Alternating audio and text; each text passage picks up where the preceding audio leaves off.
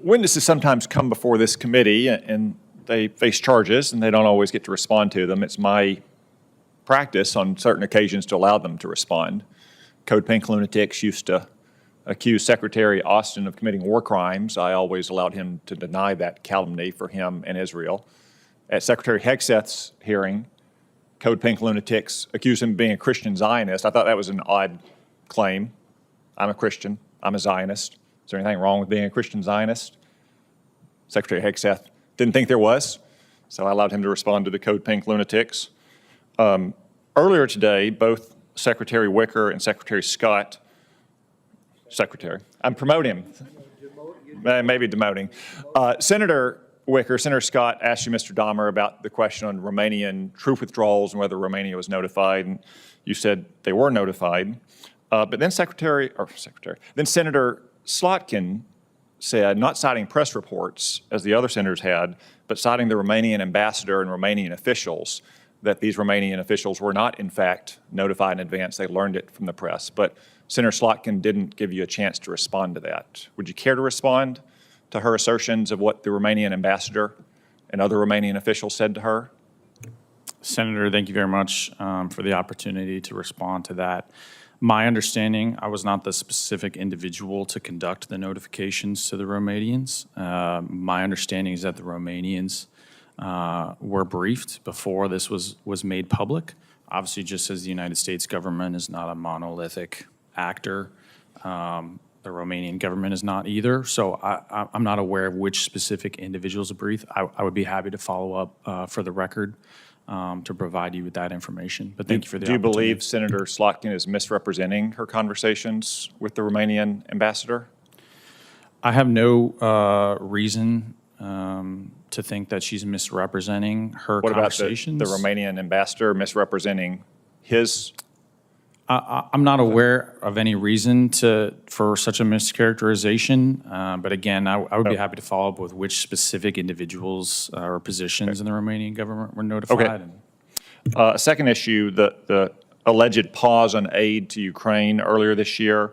Press reports cited the policy shop as being the reason for that pause. I think Senator Wicker and Senator Scott both asked about that, and you said there was no such pause. Is that correct? That's my understanding, yes, Senator. Okay. Another third unexpected development earlier this year was a review of the so-called AUKUS agreement, Australia, UK, US submarine agreement, that this caught many of our friends in the UK and Australia by surprise. Press reports said it even caught administration officials by surprise. Can you comment on whether or not this review, which originated in the policy shop, was coordinated in advance with Australia and the UK and others in the administration? Yes, Senator, and thank you again for the opportunity to address this. Secretary Hegseth testified, I believe, to the House that he was directing a review of the AUKUS initiative as an initiative of the previous administration. He directed Undersecretary Colby to lead that review for the department.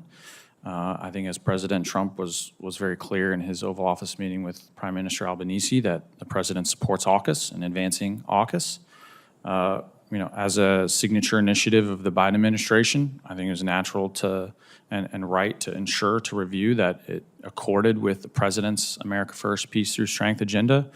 I would note that both Australia and the United Kingdom, when they underwent changes in governments, conducted their own reviews of AUKUS as well. But I think as the president was clear, we're advancing AUKUS and working to ensure its success. And I would just, as a matter of forces and capabilities, just really stress the critical importance of our nuclear-powered attack submarine fleet to defend the homeland and deter our rivals. So we're full steam ahead on AUKUS now. Senator, I would welcome the opportunity to brief you in a classified setting on the conclusions and recommendations of the review, but I think President Trump was absolutely clear that he supports AUKUS and we're moving forward. A couple other items. There were press reports in June that the policy shop was opposed to deploying more assets to the Middle East during the 12-day war. These press reports surfaced after Israel had begun its strikes in Iran, but before our strikes on their nuclear facilities. So while the shooting was going on, are those press reports inaccurate that the policy shop opposed deploying additional assets in that critical period of a few days?